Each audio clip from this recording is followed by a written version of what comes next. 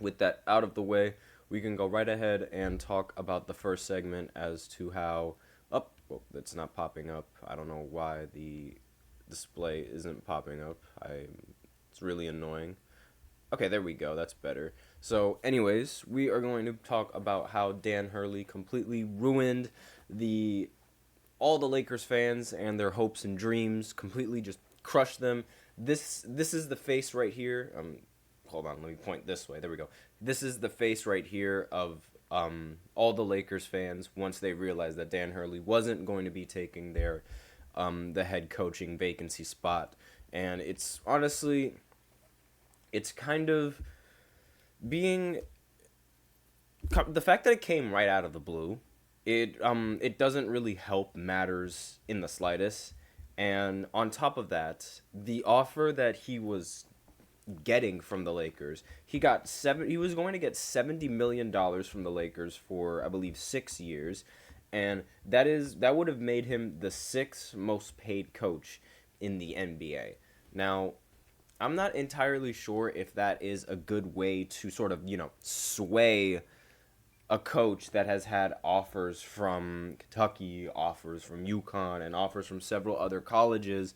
And it's like, you need to really, if you really want to get him on your side, you're going to have to offer him a lot of cash. And I don't think making him the sixth most paid coach in the NBA would have been enough. Maybe if he was in top three, then it would have been, but I don't really think if it was like, being the sixth most paid, it's definitely not worth it. Because again, as I mentioned previously in the last podcast, Hurley has a chance to make history in the NCAA, and that is to fight for a three-peat. If he can three-peat, and if he wins this next natty title, he will forever be cemented in the history of college basketball, as no head coach or program has ever won three straight natty titles. In fact, it's really difficult to. I believe this would be the first three-peat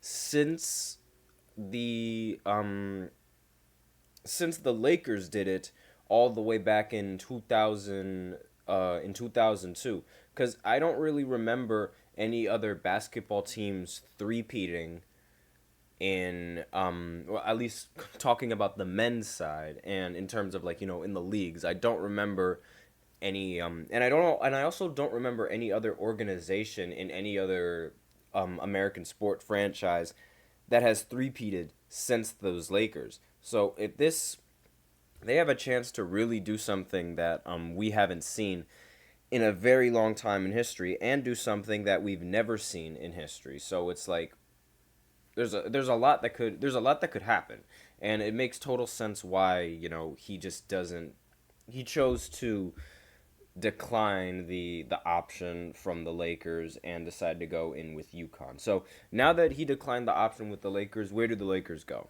Well, one of the potential candidates that the Lakers are looking into is James Borrego. He emerges as a favorite for not just the Lakers but also the Cavs. So the Cavs, they fired their head coach JB Bickerstaff, and 3 weeks after firing him, it appears that they have their top target for replacement, and one of those top targets is the coach that I just mentioned, James Borrego. So he was an associate head coach for the Pelicans, who is a target of the Lakers as well, after missing out on Dan Hurley, and he's emerging to be a favorite for the Cavs as well.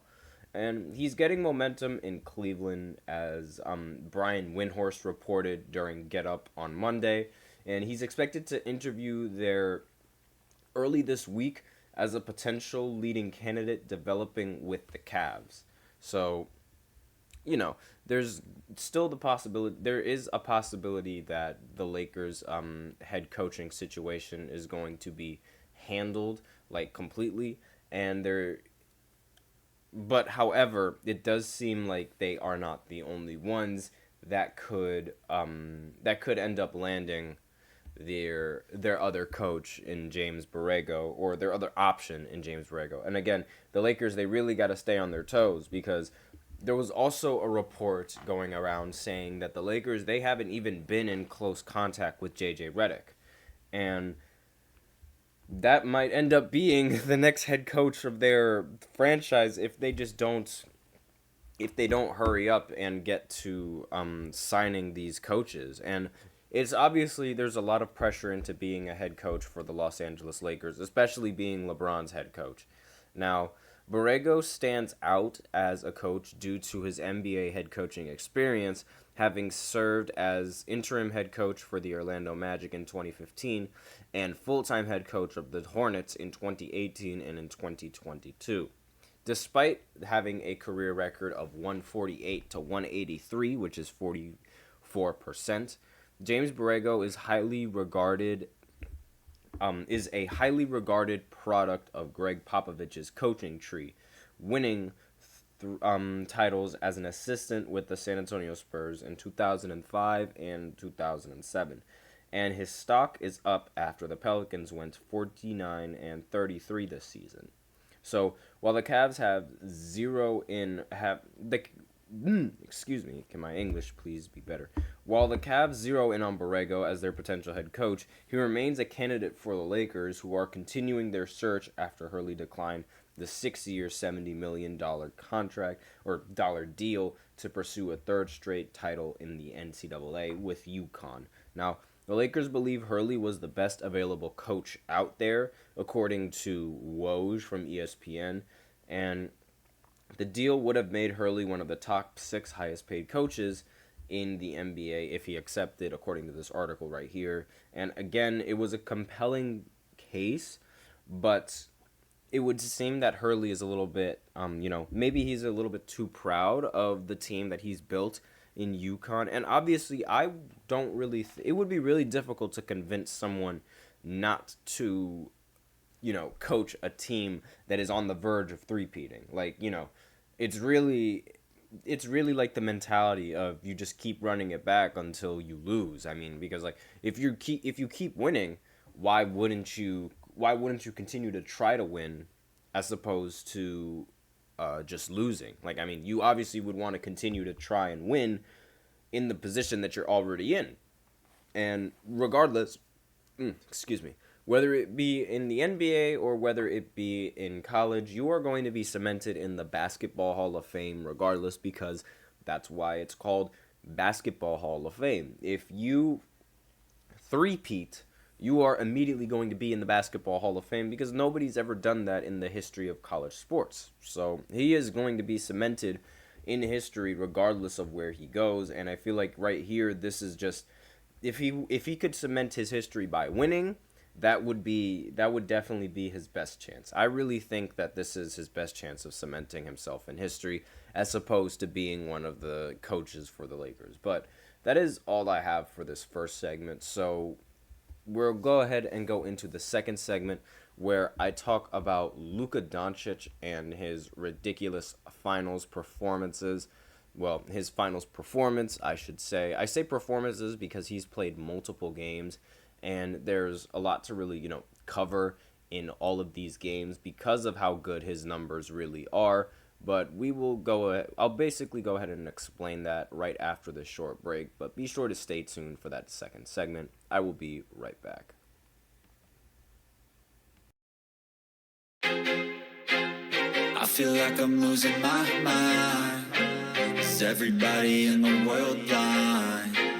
Please, Lord, give me a sign, a sign. I feel like I'm losing my mind. Is everybody in the world blind? Please, Lord, give me a sign, a sign. I wanna be the greatest. Everybody on the fake shit. I look around and feel like everybody is the fakest. I make this every day and I'm impatient, hoping one day I blow up from the basement. Statement, the top is so vacant. I don't hear shit that I think is amazing. Waiting for my day when I'm playing sold out shows for 1,000 faces. Hey, give me that crown. Get in my way and to be put down. It ain't your place, all this my town. If I want that shit, then I'll get it right now. I'm losing it, the noose it fits. I'm losing shit, a stupid myth. You choose to live or choose to dip. You choose to fight or lose your grip and lose a gift. I feel like I'm losing my mind. Is everybody in the world blind? Please, Lord, give me a sign, a sign. I feel like I'm losing my mind. Is everybody